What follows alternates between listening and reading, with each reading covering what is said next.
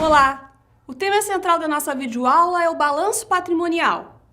No balanço patrimonial, registramos os bens, direitos e obrigações que formam o patrimônio de uma entidade. Por isso, chamamos essas contas que compõem de patrimoniais.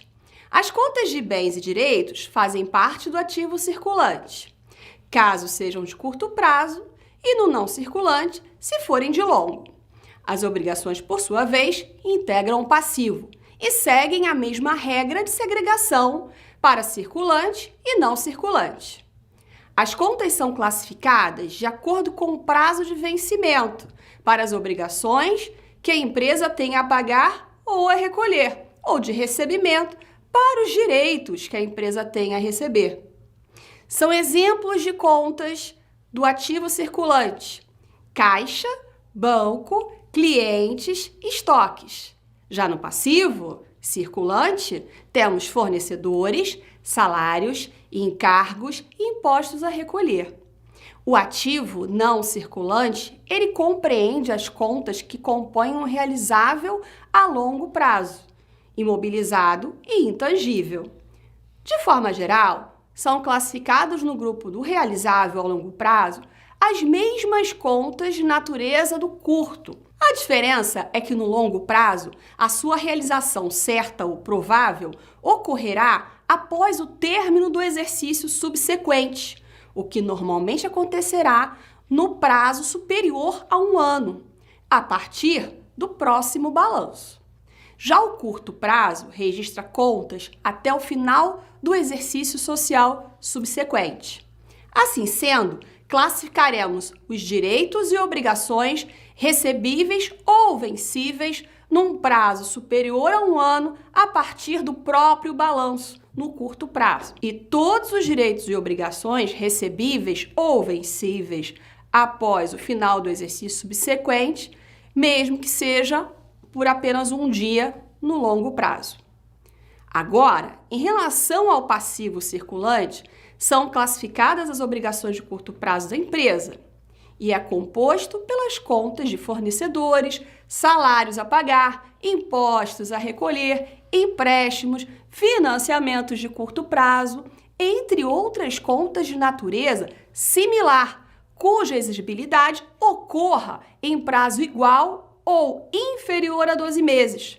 Já no passivo não circulante, classificam-se as contas de natureza similar às classificadas no passivo circulante. A diferença estará no período para sua exigibilidade, que, por sua vez, será certo ou provável após o término do próximo exercício. Apresenta como subgrupo o exigível a longo prazo, que é composto pelas contas de empréstimos e financiamentos no longo prazo, dentre outras contas de natureza similar. O passivo circulante e o passivo não circulante representam o capital de terceiros da empresa.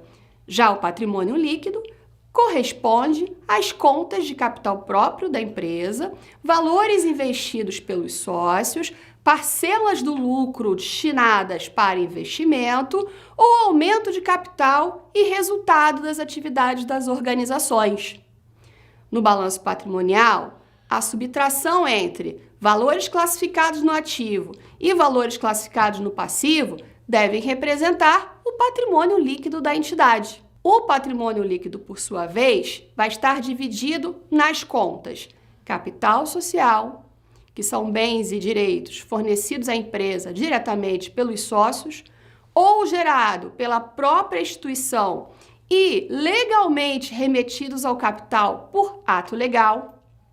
As contas de reserva de capital, que são valores recebidos pela instituição, mas que se originaram do resultado da própria empresa.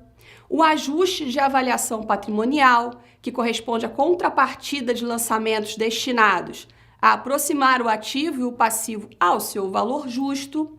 As contas de reservas de lucro, obtidas pela empresa e retidos com uma finalidade específica.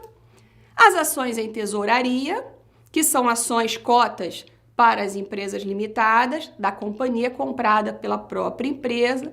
Prejuízos acumulados, que são os resultados negativos apresentados pela empresa e que aguardam a compensação em exercícios futuros, e o próprio resultado, que corresponde à reserva de lucro. O capital próprio engloba valores pertencentes à empresa e correspondentes ao patrimônio líquido. Já o capital de terceiro diz respeito aos valores que deverão ser devolvidos ou pagos a terceiros. Esses conceitos são fundamentais na classificação das contas, já que possibilitam o cálculo da razão entre o capital de terceiros e o capital próprio, o que permite determinar, por exemplo, qual o grau de endividamento da empresa.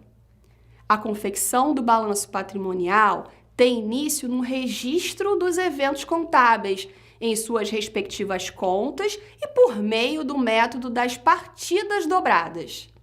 Portanto, é de suma importância que o plano de contas represente todas as contas contábeis necessárias à correta classificação dos eventos. Todos os registros e a consequente estrutura de apresentação do balanço patrimonial devem refletir principalmente os pronunciamentos técnicos, que são CPC 00R1, que é a estrutura conceitual para elaboração e divulgação de relatório contábil financeiro, e o CPC 26R1, que corresponde à apresentação das demonstrações contábeis.